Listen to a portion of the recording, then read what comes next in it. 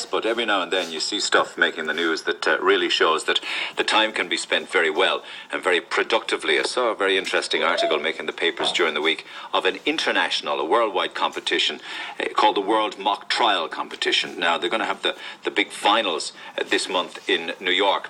And it's a Cork school that's going to represent not just Cork, but indeed Ireland. And it's at St. Al's School up in Carrigtwohill that's going to serve not just as Cork ambassadors, but ambassadors for the whole country as well, as they take on other teams competing from the USA, Canada, the UK, Korea, Australia, Germany, and what have you. And it literally is that, the Empire Mock Trials, or the World Mock Trials, if you like. And I think it's a fantastic idea. It certainly will improve their oratorial skills, if nothing else. And the transition year coordinator at St. Al's is Jess Intervirw. Jess, good morning.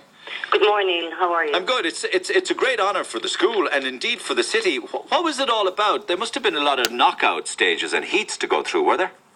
Well, I suppose the whole process actually started last year when the girls were in transition year, around November, when we have Public Access to Law. It's an organisation run by Vincent Martin, who's actually a practicing barrister.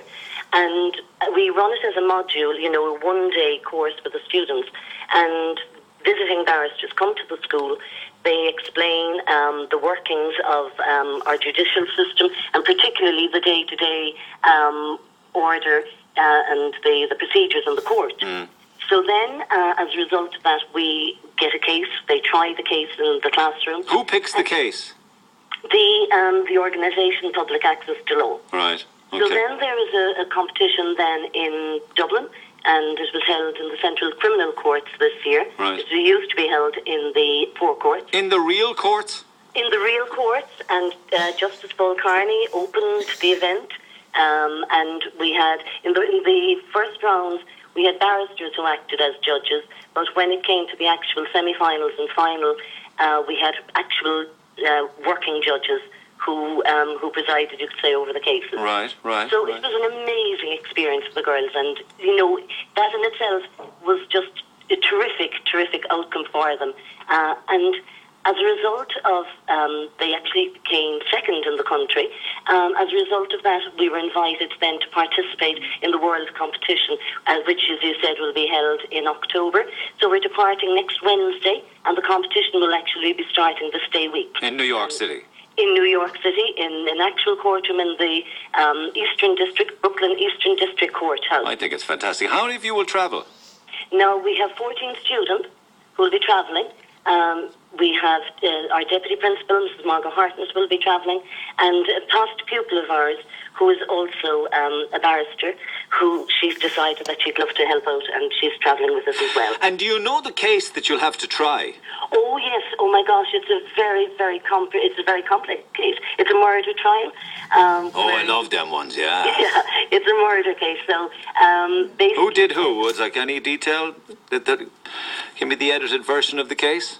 Well, basically, it is you've got three guys, or three people, because their gender is open, obviously, with boys and girls schools participating. And there are three partners in a business, and one of the partners is murdered, and the other two are indicted for their murder. So what is actually happening is it's set in the fictitious state of Midlands, right, in the US, and it's the state versus the two partners.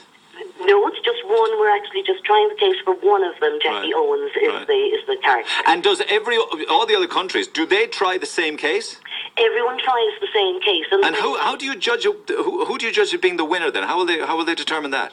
Well, you see, there are certain points as law now that the students will actually be studying, and they have been studying. There are rules to the competition that are very complex, and they have to prosecute the case, number one. So it depends if they are able to prove beyond reasonable doubt that the victim or the accused is actually guilty, and if they can prove that beyond reasonable doubt, well, then they'll be deemed the winners of that particular round. Yeah. If you're defending the case, or when the girls will defend the case, they will just have to show that there is a doubt. So if there is any doubt present at all, well, then it depends on how well they can actually defend the case, that they will be determined as the winners as well.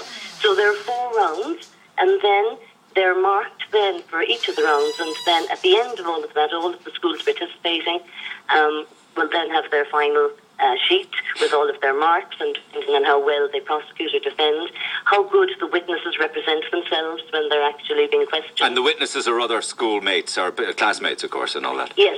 Say for example, now with our team, we will have 3 prosecuting attorneys, and we will have 3 witnesses for the state. Gotcha. And what's the overall prize? Well, from what we understand, I think it's just the honour. The honour of it, yeah. There's a nice trophy as well. But I think the prize has already been won, really, in a way, because anybody who participates at this level is a winner already. Do you know what I mean? But it's got to be an expensive thing to do. Did you guys have to fundraise for all of this then? We did. The girls and their parents, we've had fantastic support from the parents. Without the parents, this wouldn't be possible, as you know. Yeah. It's quite expensive, and we have done considerable fundraising. We have been backpacking. The girls ran the mini marathon. We've had cake sales on Monday at school. So, it's been very exciting as well. The girls are very tired at this stage. But excited, I'd imagine, going to New York City and engaging with other people from all over the world of their age. Oh, that would be fantastic. It's been an amazing experience for them, Yeah, and probably friendships will be forged, networks forged as well, perhaps, people who may decide that this is a career that they might absolutely, like to do. I was thinking that, yeah. Friendships may be forged, and maybe a title may be won. We can maybe stay in touch when you're out there to see how it's going and how it goes, and to see how the girls perform.